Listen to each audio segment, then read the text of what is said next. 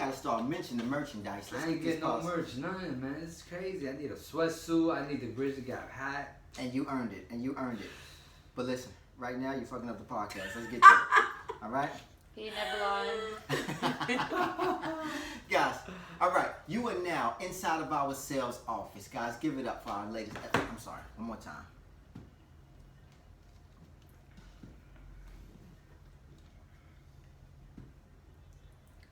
All right, guys. It's time for our latest episode of Inside of Our Sales Office. Let's make some noise.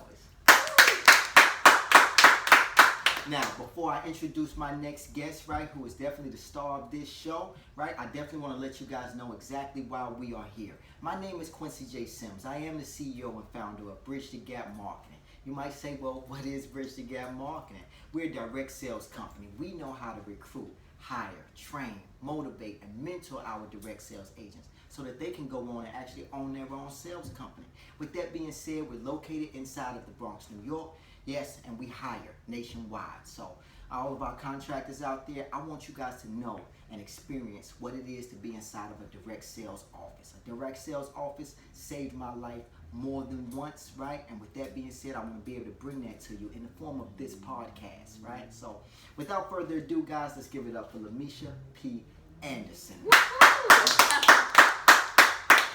Something you guys may or may not know already, Lamesha P. Anderson, right, has been here since the beginning of this sales company, helping me build this company. She is also someone that I call the love of my life now at this point, right? So I'm very fond of her, right? But before I get into all of that, if I do get into all of that, you guys didn't pay me enough, right? I want you guys to know, right? I want to make sure that I bring you your flowers now at this point, like I always do, right? She's taken our business department to the #1 campaign inside of this company. Now, I just want you guys to understand what that means.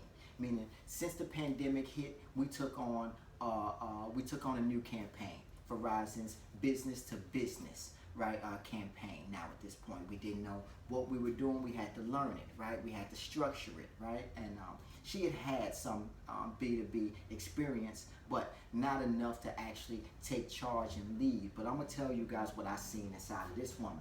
I seen everything inside of her start to increase once she was given the opportunity.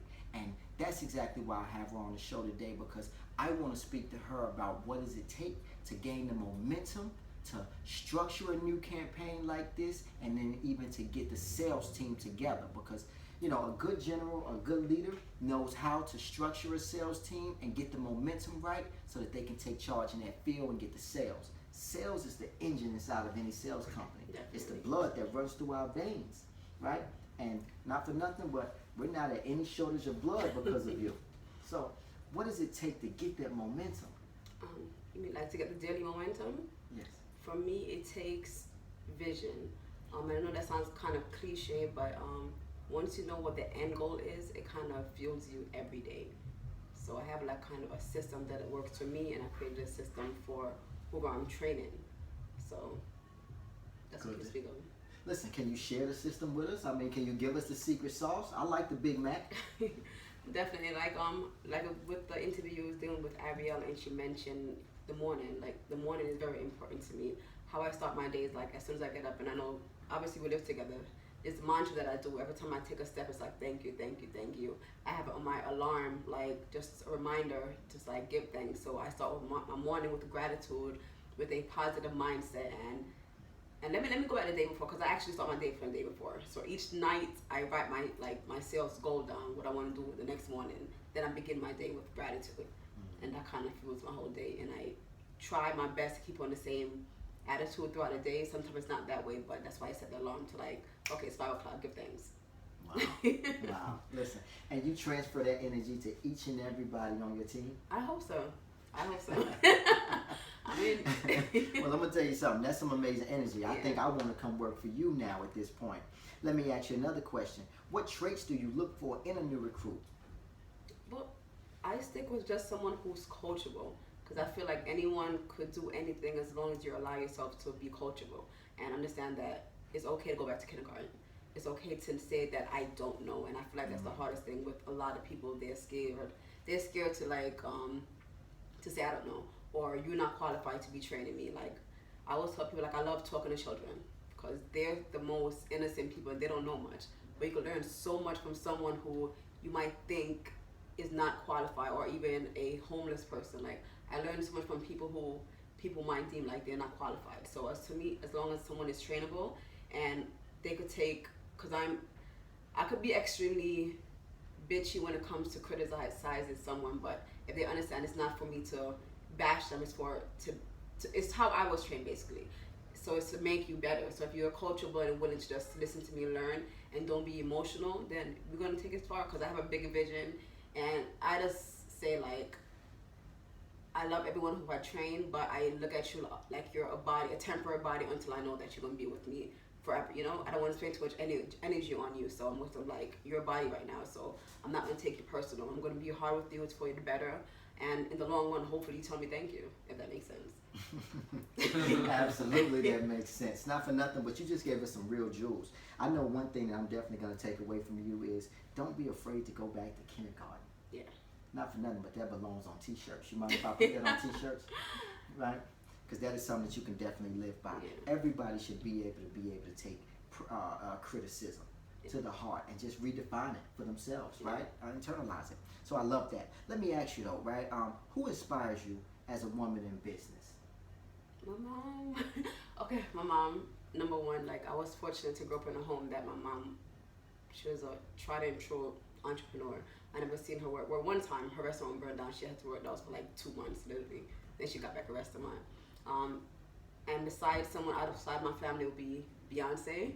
Another cliche, but besides from her being so musically talented, her work ethics is incredible. So I would just be up hours just watching how systematic and strategic she is, how she thinks.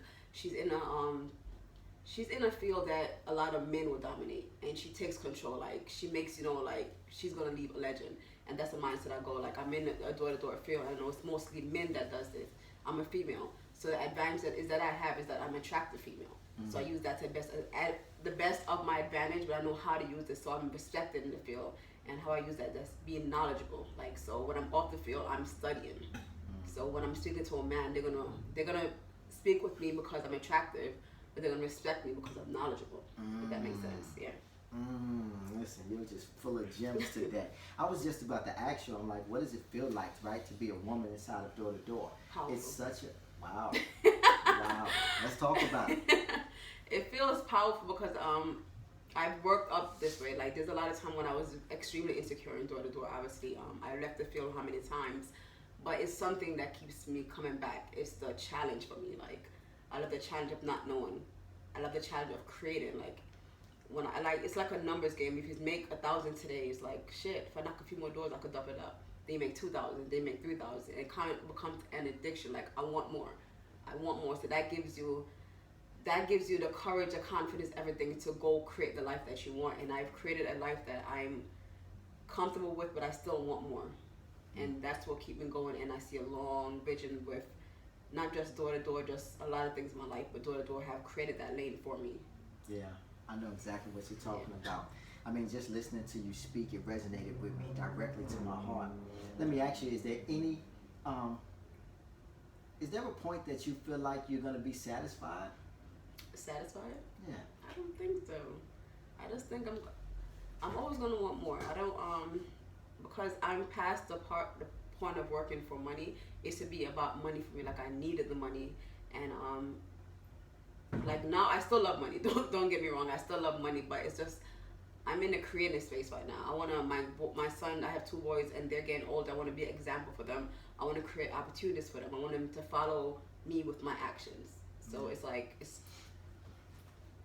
Yeah, I love it. I love it. I said that because inside of Door to Door, it kind of breeds this energy that says, make money, spend it all, and go make more money. Oh, I've been there. Go back and spend it all again, right? It just creates this baller rapper mentality.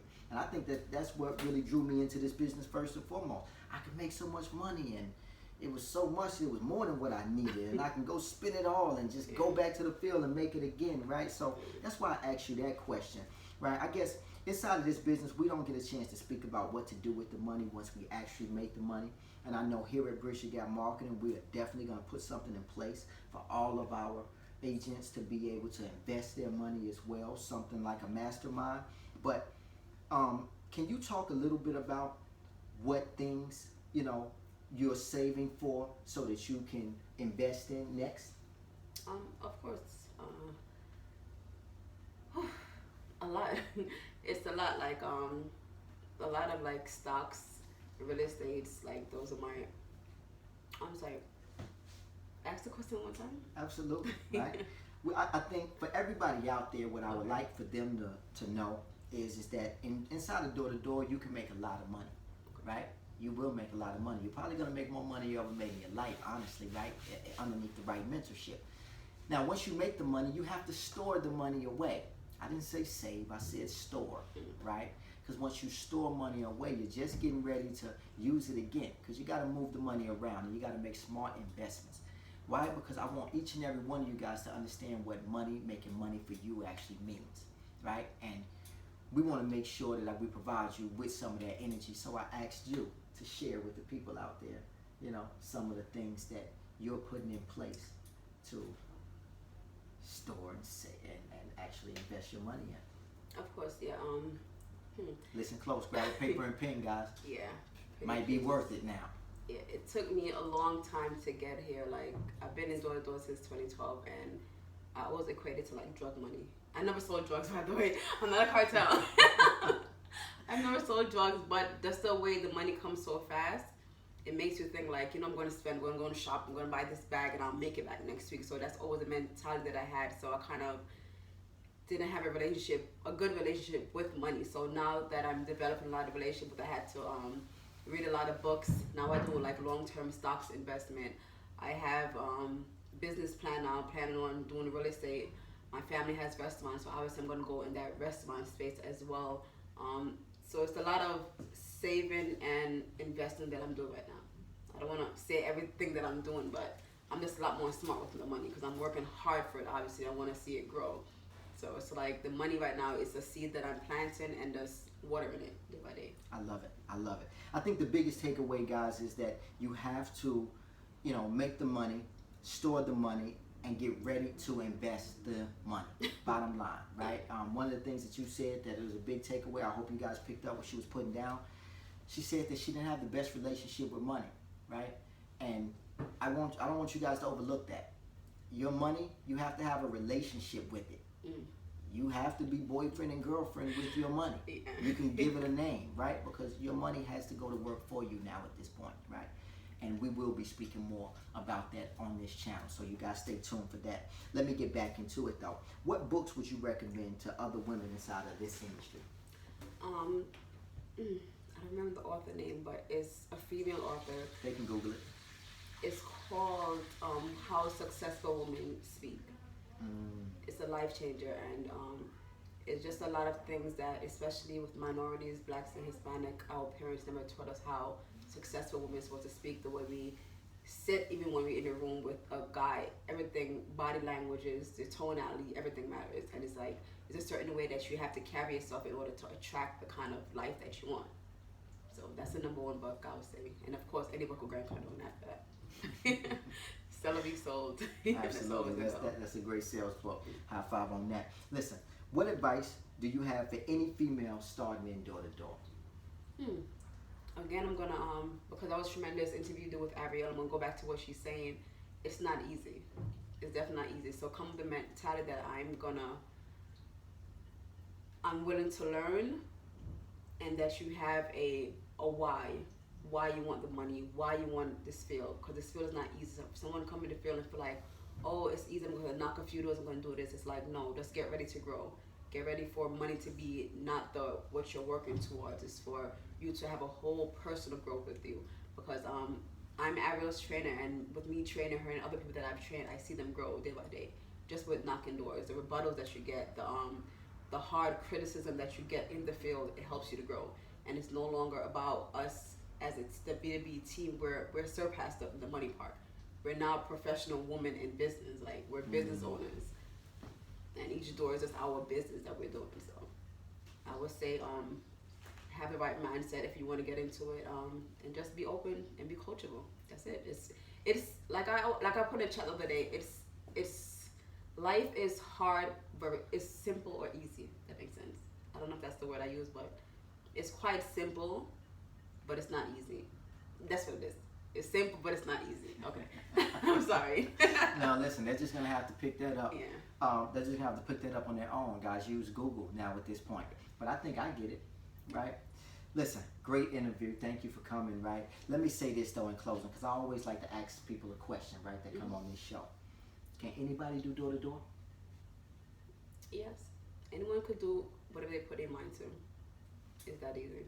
That's life lesson. Whatever you think you could do, you could do. If you think you can't do it, then don't do it. Wow. Guys, give it up. Lamesha P. Anderson. And before we go, we always like to let you guys know how you guys can actually get in contact with us. Go directly to our website, www.bridgethegapmarketingus.com. Click on Partner with Us, and somebody will be in contact with you within 24 hours. We look forward to hearing from you. I'll speak to you soon, possibly in training later. Great job, baby.